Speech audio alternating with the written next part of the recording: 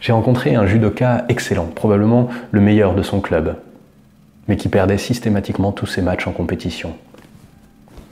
Pourquoi? Le stress.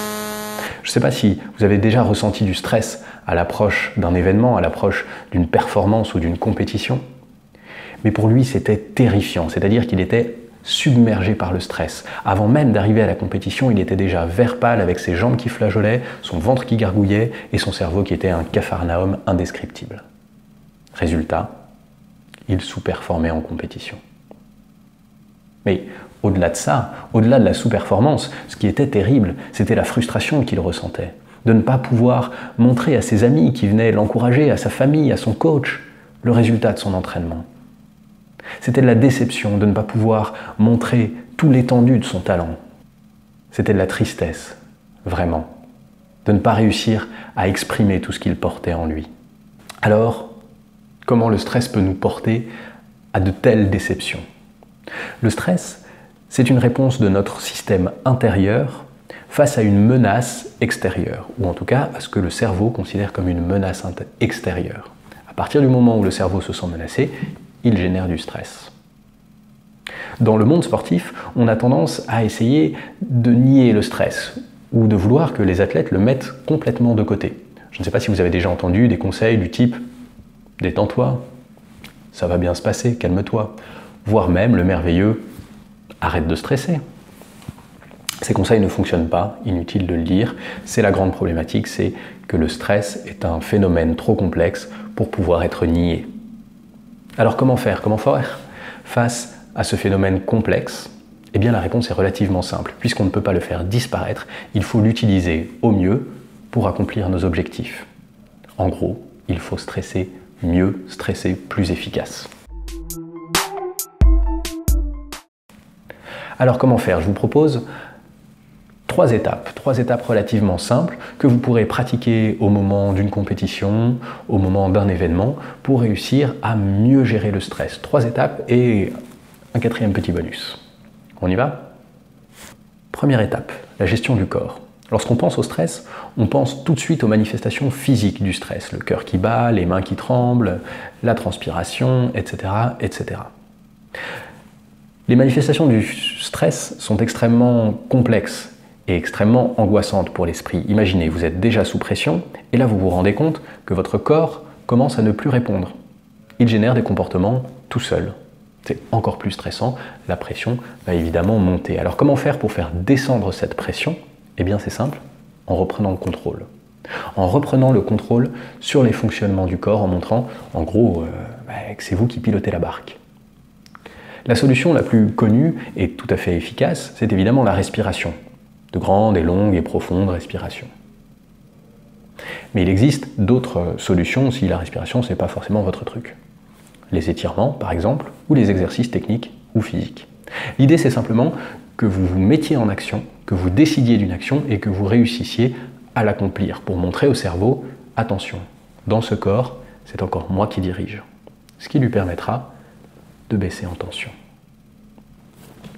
Deuxième étape de cette petite procédure, c'est l'esprit.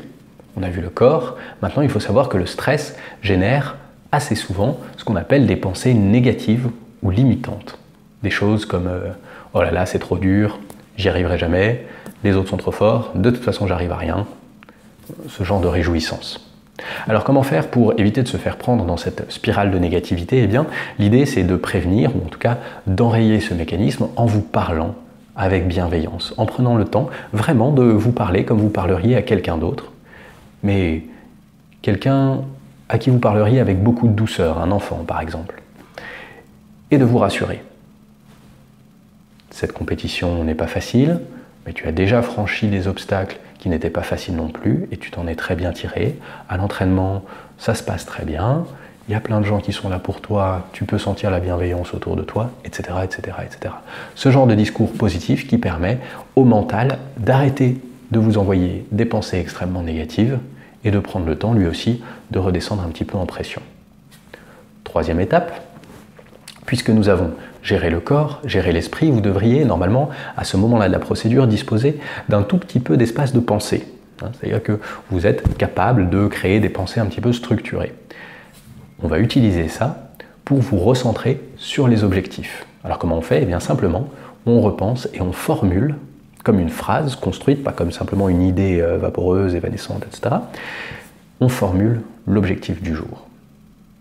Vous imaginez ensuite vous-même en train de réussir cet objectif. Et puis, ayant réussi l'objectif, et vous imaginez toutes les sensations que vous pouvez ressentir en réussissant, en ayant réussi cet objectif. Alors attention, je ne fais pas partie de cette école qui considère que simplement parce qu'on imagine quelque chose, cela va se réaliser. L'idée, c'est de montrer à votre cerveau ce vers quoi vous souhaitez l'emmener. C'est aussi simple que ça.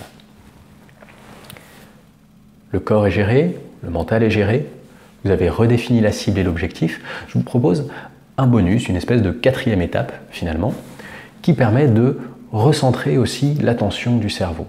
Pour cela, vous pouvez fermer les yeux et imaginer votre environnement, imaginez tout ce qui vous entoure, imaginez les gens, les lieux, les adversaires, le public, et faire disparaître, une fois que vous avez bien imaginé tout cela, simplement faire disparaître les éléments qui vous causent du stress.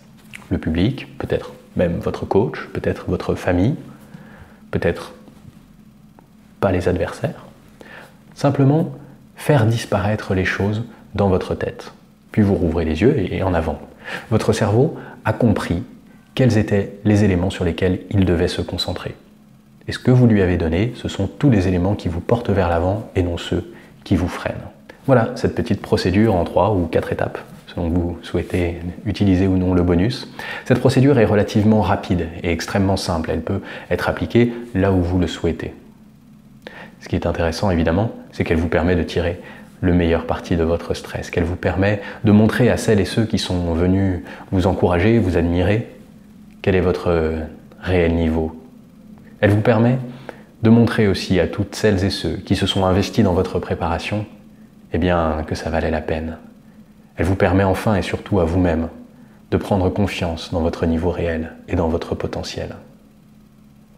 D'ailleurs, si vous avez du potentiel et que vous savez que votre mental, c'est le petit plus qui vous permettra d'atteindre les sommets, abonnez-vous à cette chaîne, rejoignez-nous, likez, commentez, faites partie de cette communauté.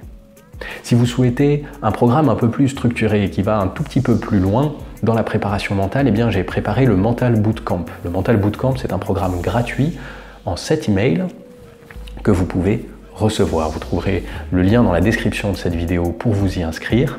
Profitez-en, c'est gratuit et c'est vraiment designé pour vous permettre d'éduquer votre mental et d'augmenter vos performances.